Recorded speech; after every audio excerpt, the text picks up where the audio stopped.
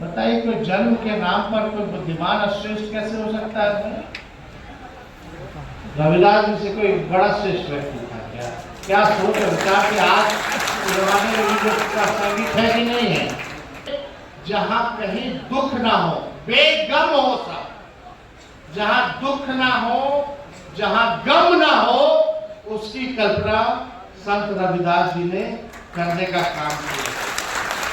चंद्र राम जी बोल रहे थे कि भाई जातीय आधारित करना हो तो काम मिल लो, लोग इनसे पूछते काम मिल लो।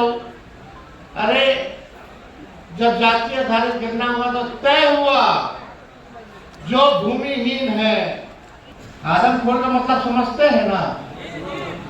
बीजेपी जो है आरक्षण खोर है और आरक्षण चोर। जिसको भूमि नहीं है, जमीन नहीं है, उसको 1 लाख रुपया दिया जाएगा।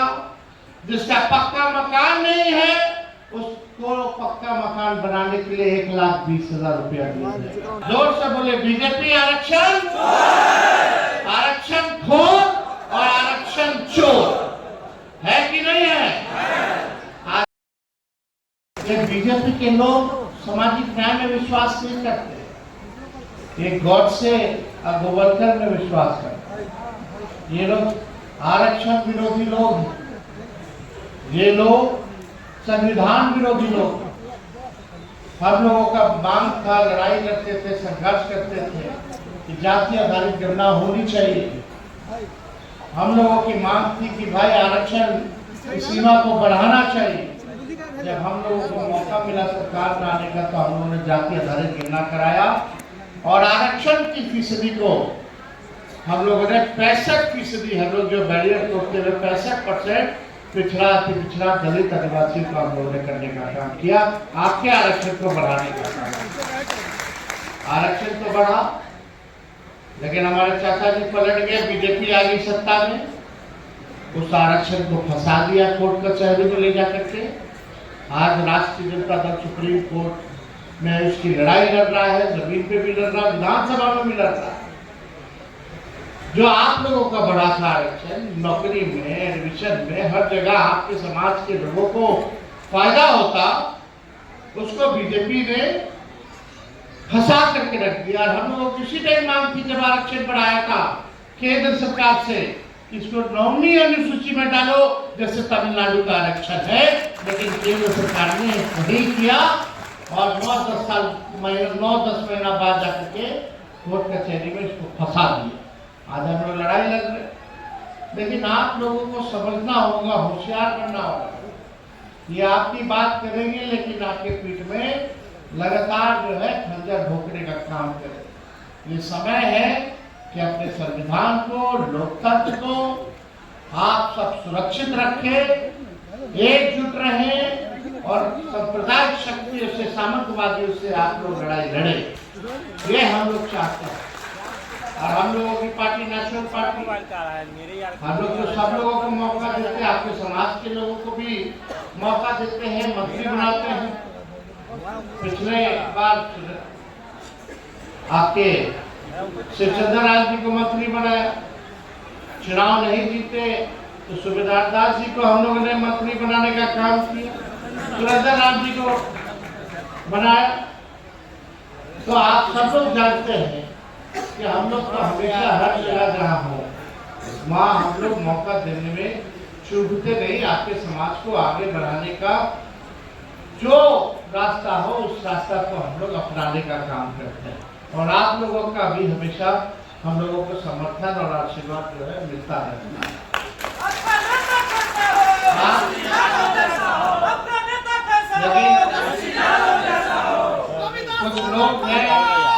कुछ लोग हैं जन्म के आधार पर, कोई अगर अपने आप को श्रेष्ठ समझेगा, बुद्धिमान समझेगा, जन्म के आधार पर, तो हम ऐसा कहना चाहते कि ऐसे लोगों का आप लोग बहिष्कार करने का काम करें। इस समाज में सब लोग बराबरी का, सबको बराबर, यही बाबा साहब ने संविधान में दिया कि हर इंसान बराबर है। जात पात में भेदभाव करने वाले लोग का बहिष्कार होना चाहिए। समाज में जो लोग भेदभाव करते हैं उनका बहिष्कार होना चाहिए। बताइए, कोई जन्म के नाम पर कोई बुद्धिमान श्रेष्ठ कैसे हो सकता है? रविदास जी से कोई बड़ा श्रेष्ठ व्यक्ति था क्या? क्या सोच विचार कि आज के जमाने में जो संगीत है कि नहीं है? आज के जमाने में तो संगीत। कार्ल मार्क्स जो थे, पहले समता मूलक समाज की कल्पना संत रविदास जी से करी थी उन्होंने।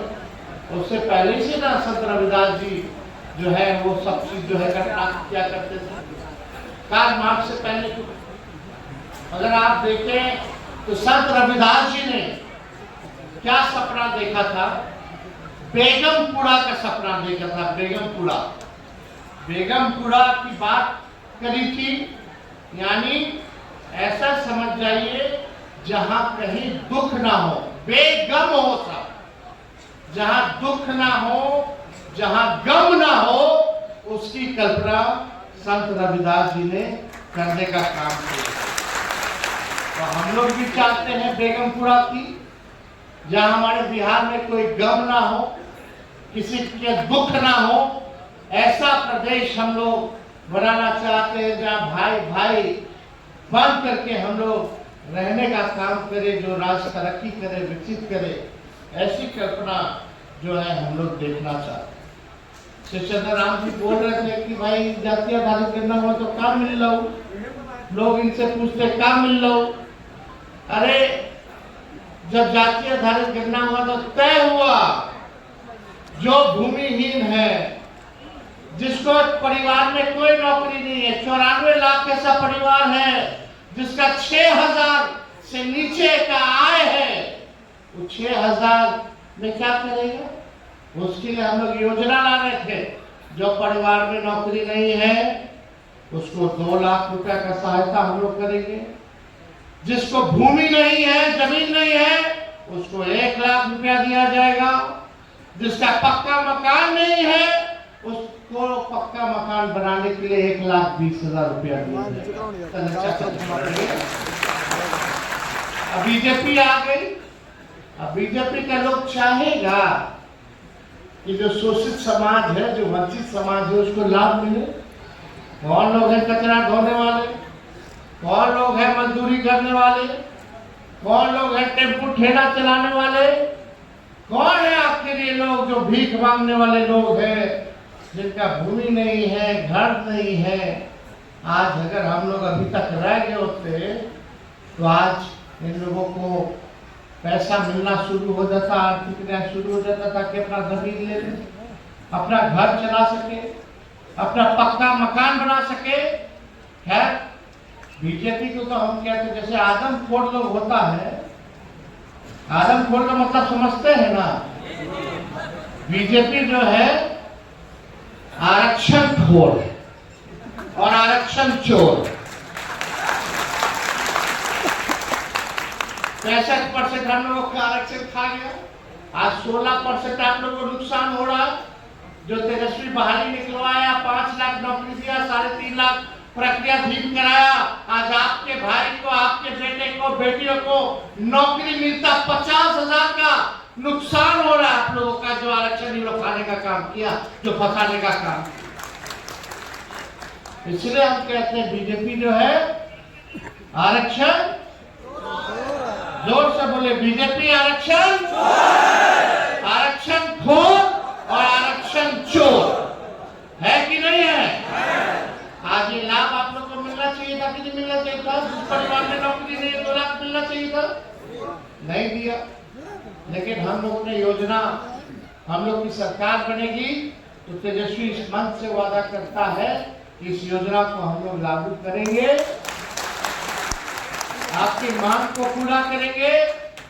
साथ ही साथ अंबेडकर जी की, कबीर जी की, संत रविदास जी की सभी स्कूलों में, पाठ्यक्रम में, सिलेबस में उनके 1 नहीं 2 चैप्टर हम लोग डलवाने का काम करें, ताकि लोग उनको जाने,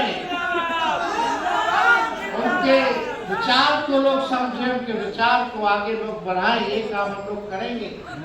और साथ ही साथ माई बहन मान योजना लाएंगे, हर महीने महिला लोग के खाता में 2500 रुपया डालने का काम करेंगे। 200 यूनिट फ्री में बिजली मिलेगा, गैस सिलेंडर 500 रुपया कर दिया जाएगा, वृद्धा पेंशन, सामाजिक सुरक्षा पेंशन 400 से बढ़ा करके 1500 रुपया हम लोग करेंगे।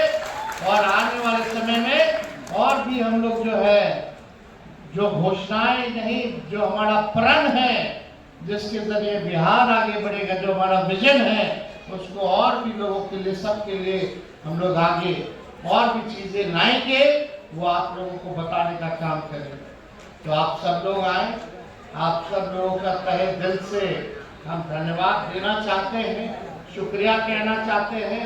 लेकिन एक शिकायत है भाई, रविदास चेतना मंच से हमको शिकायत है, हर बार जो है रविंद्र भवन में कार्यक्रम, लोग खड़ा है, बैठने का है नहीं, लेकिन हर साल रविंद्र भवन होता है, हर बार इनको लोकसभा विधानसभा का टिकट देते हार जाते हैं। भाई जगह बदलिए, है, वेटनरी कॉलेज है, बापू सभागार है, 5000 का कैपेसिटी का हॉल है, होना चाहिए नहीं, बड़ा होना चाहिए कि फिर हर बार फिर अगले साल आइएगा, क्या चाहिए रविंद्र भवन, रविंद्र भवन कर लीजिए। यहाँ मीटिंग होना चाहिए, तैयारी को लेकर के, प्रोग्राम को लेकर के थोड़ी होना चाहिए खुला मैदान में, आसमान के नीचे। आपकी ताकत है ना भाई, कितना लोग आना चाहते हैं, आ नहीं पाते हो, ऐसे ठूसम ठूसी में क्या चलेगा? ठूसना है तो गांधी मैदान ठूसी, क्या होना चाहिए ना। तो अगले बार से हम उम्मीद करेंगे कि कार्यक्रम जो है, इसका स्थल जो हो चेंज होना चाहिए, नहीं इसको भी रखिए रविंद्र जी के नाम पे, ऐसा रविंद्र जी यहाँ मीटिंग कर लीजिए तैयारी को लेकर, और बड़ा मैदान में या कहीं भी हो तो अच्छा कर लीजिए, आप लोग इंतजाम कर लीजिए, सब लोगों का सहयोग मिलेगा, मिलता ही रहा है अब सहयोग, कोई चीज कमी नहीं होगी। तो इन्हीं चंद शब्दों के साथ, इसी आशा विश्वास के साथ कि आप लोग सब लोग इस बार राष्ट्रीय जनता दल को मजबूती देंगे, और आने वाला कार्यक्रम जो होगा बड़े स्थल पर होगा, और आप सबको, मंच को, सबको लोगों को धन्यवाद देकर अपने बात को विराम देते हैं। बहुत बहुत धन्यवाद।